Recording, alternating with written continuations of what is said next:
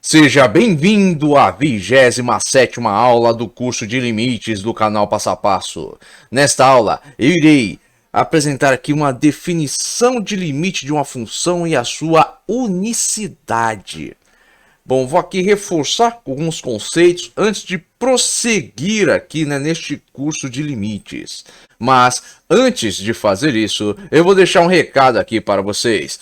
Todo conteúdo presente aqui no canal Passo a Passo é gratuito, mas se você quiser contribuir de forma voluntária com este canal, você poderá fazer isso através desse Pix. Esse Pix estará presente na descrição deste vídeo. Agora, retornando aqui para o tema dessa aula. Lembre-se, seja uma função f em um intervalo aberto que contém o ponto A, lembre-se, esse ponto A ele é um valor qualquer em x. E sendo L um número real, lembre-se, este L, ele é o quê? Ele é o limite deste ponto A. Ele é o correspondente em Y deste ponto A, para que a gente estude o comportamento da função no valor ao qual a variável x tende, que é o quê? Que é este ponto A que existe em x. Agora, sendo L um número real, ou seja, um número que faz parte do conjunto dos números reais, dizemos que o limite da função f de x, quando x se aproxima de A, é L. Escrevemos limite de f de x quando a variável x tende a A é igual a L.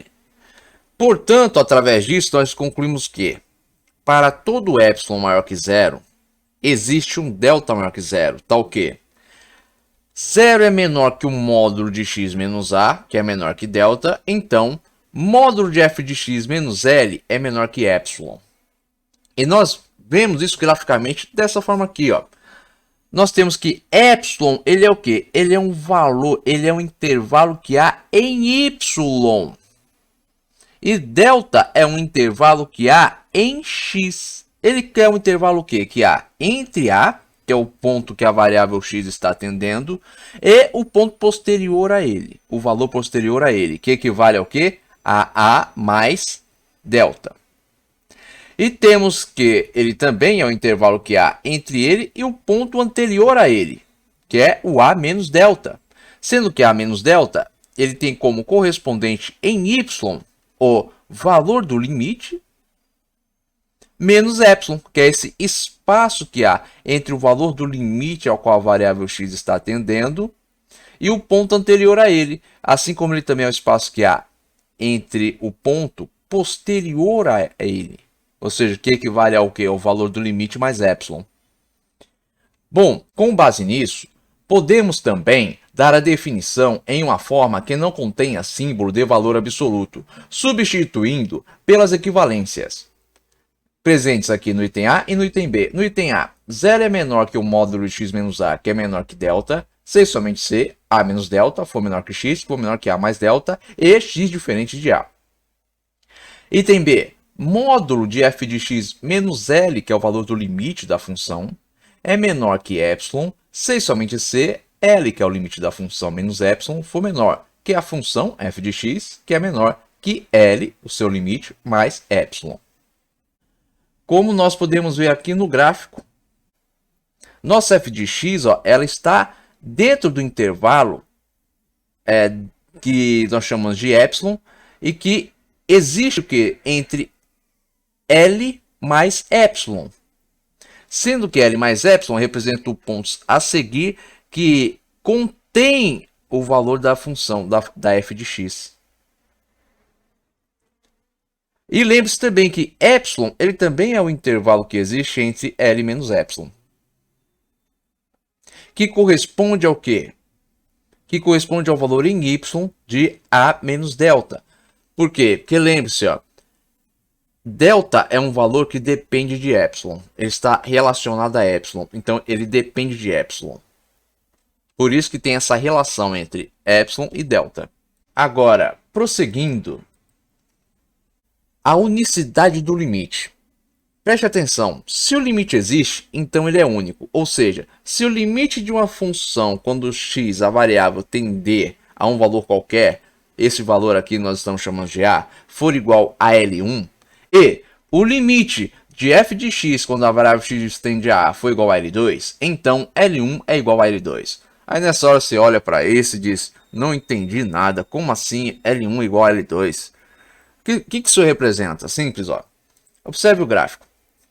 L1 e L2 seria o seguinte, imagine que nós estamos estudando o comportamento da função quando a variável x se aproxima de A.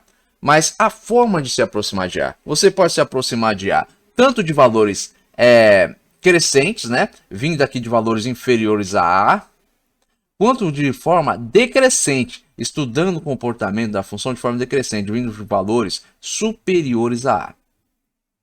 Se eu me aproximar tanto de valores superiores a A quanto de valores inferiores a A e obter o mesmo valor de limite, eu tenho o quê?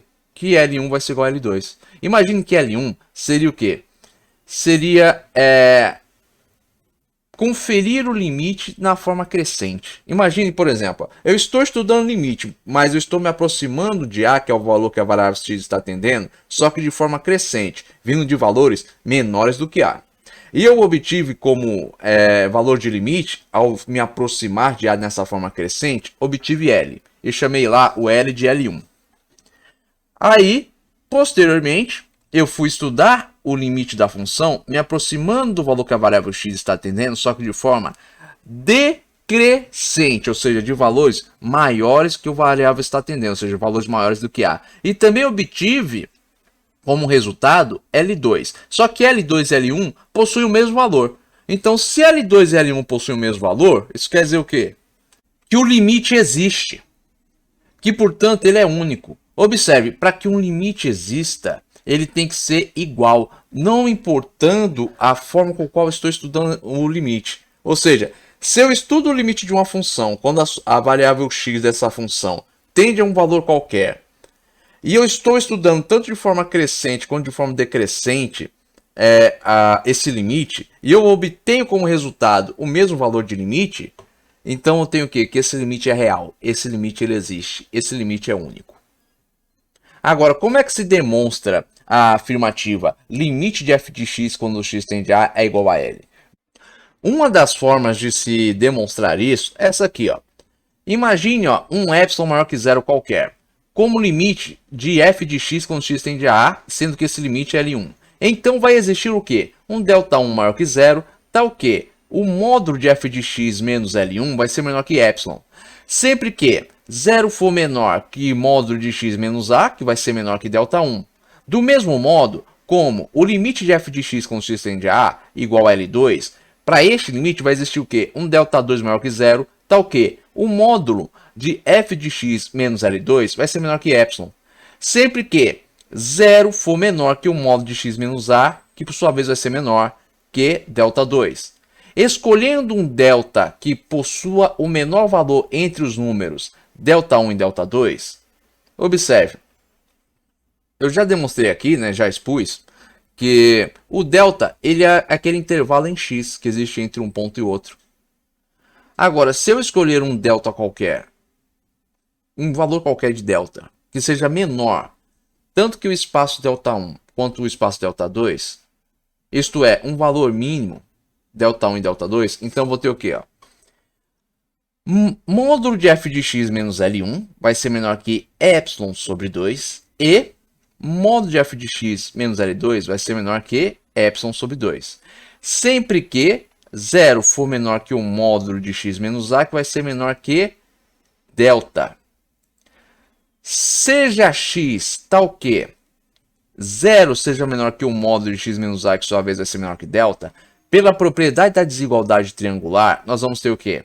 Módulo de x menos A vai ser menor ou no máximo igual ao módulo de x mais módulo de y. E módulo de menos x vai ser igual ao quê? A módulo de x. Nós vamos ter o quê? Módulo de L1 menos L2 vai ser igual a módulo de L1 menos f de x mais f de x menos L2. Então, módulo de menos f de x menos L1 mais f de x menos L2 vai ser menor ou no máximo igual ao módulo de f de x menos L1 mais o módulo de f de x menos L2. E isso vai ser menor que epsilon sobre 2 mais epsilon sobre 2, que vai ser igual ao quê? A epsilon. Como epsilon é arbitrário, podemos considerá-lo tendendo a zero, ou seja, L1 vai ser igual, portanto, a L2. Bom, gente, eu espero que vocês tenham compreendido aqui o que foi exposto nessa aula. Mas caso tenha restado alguma dúvida aí da parte de vocês, escrevam aí nos comentários. Agora, se vocês tiverem gostado desse vídeo, não esqueçam de deixar o seu like. E se vocês também tiverem gostado deste canal, não se esqueçam de se inscrever nele. Tenham bons estudos e até os próximos vídeos.